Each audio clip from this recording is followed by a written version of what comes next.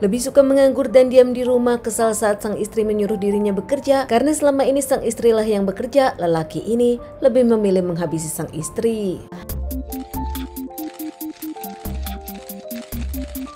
Seorang wanita bernama Putri Ima Kamalia Sandi berusia 25 tahun tinggal bersama sang suami di salah satu kontrakan di Surabaya. Pasangan ini pun punya satu anak. Bahkan kini Ima Putri pun tengah mengandung anak kedua mereka. Bukan rahasia lagi antara Putri dengan Joni pun menikah saat usia mereka masih muda. Pada saat itu keluarga Ima meminta Ima untuk fokus kerja dulu sebelum akhirnya memutuskan menikah. Namun nampaknya pilihan Ima sudah bulat, dirinya mencintai Joni dan lebih memilih menikah dengan Joni. Di mata keluarga, Ima dikenal sebagai wanita yang baik, ramah dan juga pekerja keras. Bahkan tak hanya keluarga yang memuji, rekan-rekan kerja Ima pun bahkan teman Ima pun tak pernah bermasalah, bahkan tak pernah punya musuh. Banyak juga yang kaget saat Ima mengambil keputusan dirinya menikah muda. Kini sebagai ibu muda bahkan dirinya pun tengah hamil, Ima memilih fokus kepada keluarganya, bekerja keras untuk keluarganya. Ima pun bekerja di salah satu perusahaan. Bahkan Ima pun menyebutkan dirinya bahagia bisa bekerja di perusahaan itu karena banyak temannya. Setelah pulang pun Ima nampaknya kerja lagi, dirinya mengambil kerjaan online. Aktif berjualan di sosial media, jualan online, Ima pun mengungkapkan kepada semuanya. Semua dilakukan untuk rumah tangga dan juga anaknya. Bahkan kini kehamilannya yang dirinya akan prediksi lahir beberapa bulan lagi, Ima pun harus punya uang. Bukan rahasia lagi, Ima memang bekerja sendirian, sang suami tak bekerja. Meskipun mendapatkan wejangan dari orang-orang terdekat meminta suaminya bekerja, Ima pun sudah berusaha, namun nampaknya sang suami Joni memilih untuk diam di rumah. Di tengah rasa capeknya karena dirinya pun tengah hamil meskipun harus bekerja, Putri Ima kerap beberapa kali meminta sang suami untuk mencari pekerjaan dan berusaha. Namun nampaknya berbeda dengan Putri Ima yang selalu bekerja keras, sang suami berbeda. Sang suami mengungkapkan kalau dirinya susah mendapatkan pekerjaan apalagi di tengah kondisi yang seperti ini. Suami dari Putri Ima pun terlihat lebih memilih diam di rumah. Bukannya membantu sang anak, namun ternyata dirinya hanya ingin main game dan nonton TV. Nampaknya situasi rumah tangga ini yang membuat pasangan dari Putri Ima dengan sang suami Joni kerap cekcok belakangan. Pasangan ini pun merasa ketidaknyamanan satu sama lain. Putri Ima yang kesal karena sang suami pemalas, namun di mata sang suami Joni, Putri Ima kerap tak menghargai dirinya sebagai sang kepala rumah tangga. Putri Ima kerap menginjak-injak harga diri sang suami. Contohnya saat Putri Ima meminta kalau sang suami Joni merawat anak pertamanya, namun nampaknya Joni merasa kalau dirinya sebagai kepala keluarga tak bisa merawat anak. Kini Putri Ima yang makin kesal karena di tengah kesibukannya Joni hanya bisa mengajak dirinya ribut. Meluapkan kekesalannya karena sang suami tak bekerja dan lebih memilih di rumah bahkan tak mengurus anak pertamanya, Putri Ima pun menguapkan kata-kata yang membuat sang suami sakit hati. Putri Ima menyebutkan sang suami tak tahu diri, tak tahu terima kasih, bahkan pemalas.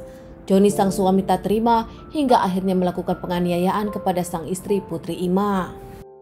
Meski sadar Putri Ima tengah hamil anaknya yang kedua, namun ternyata Joni lebih kesal karena ucapan-ucapan Putri Ima.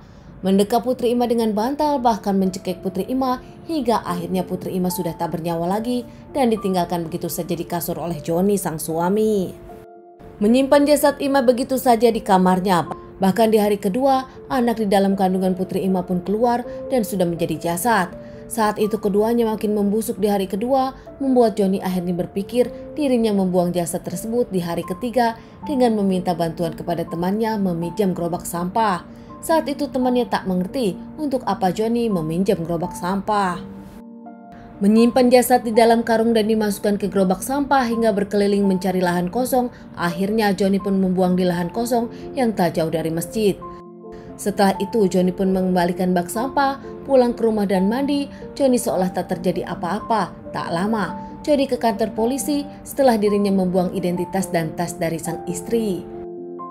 Di kantor polisi, Joni menyebutkan kalau sang istri pergi dari rumah, bahkan sudah beberapa hari tak pulang. Kini Joni pun melaporkan orang hilang atas nama sang istri. Menyebarkan tentang berita hilangnya sang istri di sosial media, Joni pun mengungkapkan kepada keluarga dan teman-teman bingung tengah mencari Putri Ima yang tak pulang beberapa hari. Membuat keluarga pun membantu Joni untuk mencari sang istri.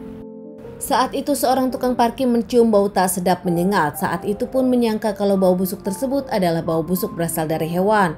Namun saking penasarannya, petugas parkir itu pun membuka karung yang ada di dekat situ. Namun kaget, ternyata di dalam karung tersebut adalah jasad dengan rambut wanita. Petugas parkir pun langsung melaporkan kepada pihak kepolisian. Tak lama, pihak kepolisian datang untuk olah TKP dan membawa jasad tersebut ke rumah sakit untuk otopsi dan identifikasi korban. Setelah diotopsi diketahui kalau jasad tersebut meninggal karena kehabisan napas, bahkan ada cekikan dan beberapa lebam. Dan setelah diidentifikasi sidik jari, jasad tersebut adalah Putri Ima yang dilaporkan hilang oleh suaminya beberapa hari lalu. Tak lama pihak kepolisian pun langsung mendatangi kontrakan dari Joni yang melaporkan istrinya hilang. Di kontrakan tersebut tak ada Joni, namun pihak kepolisian nampaknya mencium bau busuk dan juga mencium bau darah anyir. Pihak kepolisian pun langsung curiga ini adalah TKP di mana Putri dihabisi. Kini pihak kepolisian malah mencurigai Joni sebagai sang suami pelakunya. Apalagi Joni kini kabur dan tak bisa ditemukan, bahkan masih menurut para tetangga menyebutkan 4 hari lalu antara Joni dengan sang istri Putri ada pertengkaran dan tetangga mendengarnya. Tak lama berkat kerja keras pihak kepolisian akhirnya Joni pun diamankan. Joni diamankan saat dirinya tengah jalan menuju rumah saudaranya. Saat itu juga Joni membantah dan melawan. Di awal Joni membantah kalau dirinya lah pelaku pembunuhan atas sang istri Putri Ima. Namun setelah diinterogasi pihak kepolisian, nampaknya dengan bukti-bukti yang ada, Joni tak bisa membantah dan mengakui kalau dirinya lah pelakunya. Motifnya sendiri adalah dirinya kesal karena kerap disuruh kerja.